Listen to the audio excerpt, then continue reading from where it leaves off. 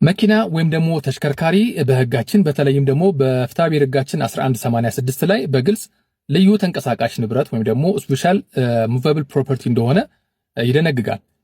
እንደዚህ አይነት ንብረቶች ስፔሻል የተባሉበት ዋናው ምክንያት ሀብትነቱም የተላለፈው በቀላሉ ስላልሆነ ነው።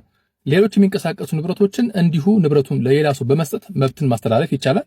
ነገር ግን እነዚህ ልዩ የተባሉ ተንቀሳቃሽ ንብረቶችን የራሳቸው የሆነ የህግ አካሄድ ስላላቸው እንዲሁ በመስጠት ብቻ መብትን ማግኘት አይቻልም ማለት ነው።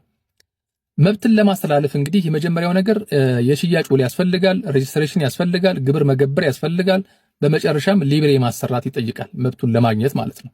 ስለዚህ ብዙ ጊዜ በተግባር እንደሚታየው አንዳንድ ሰዎች መኪና ይሻሻጣሉ። ነገር ግን ሊብሬ የሚያሰሩት ገዢው ንብረቱን በመያዝ ሁለተኛ ሻጩ ደግሞ የተወሰነ ቀብድ ወይ ደግሞ ሙሉ ክፍያ ከገዢው በመቀበል ነው። ስለዚህ በዚህ አይነት ሁኔታ ላይ እያለ ይህ መኪና በገዢው እጅ ባለበት ሰዓት ማለት ነው አደጋ ቢያደርስ ተጠያቂነት የሚኖርበት ወይ ደግሞ ካሳውን መክፈል ያለበት ሻጩ ነው። ምክንያቱም ህጉ የሚረዳው ወይ ደግሞ ህጉ የሚያውቀው የመኪናው ባለቤት ሻጩ እንደሆነ ስለሆነ ማለት ነው።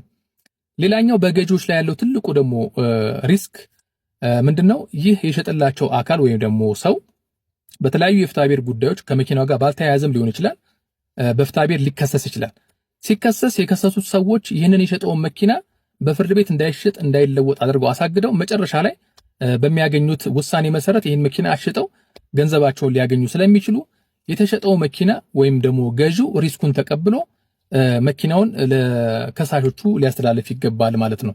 ስለዚህ ሊብሬ ማለት እንግዲህ በአዋጅ ቁጥር 681 ህዝባር 2002 ላይ በግልጽ እንደተቀመጠው አንድ መኪና ተሸጠ ተብሎ ለሌላ ሰው ተላልፏል የሚባለው ሊብሬው ሲሰራ ብቻ ነው ስለሚል ሊብሬ ያልያዘ ሰው ወይ ደግሞ በስሙ ሊብሬ የሌለው ሰው የሽያጩ ሊዞ መኪናውን ቢረከብ እንኳን የመኪናው ባለቤት አይደለም ማለት ነው። ስለዚህ ከሪስክ ጋር ሁልጊዜም ይቆያል ማለት ነው።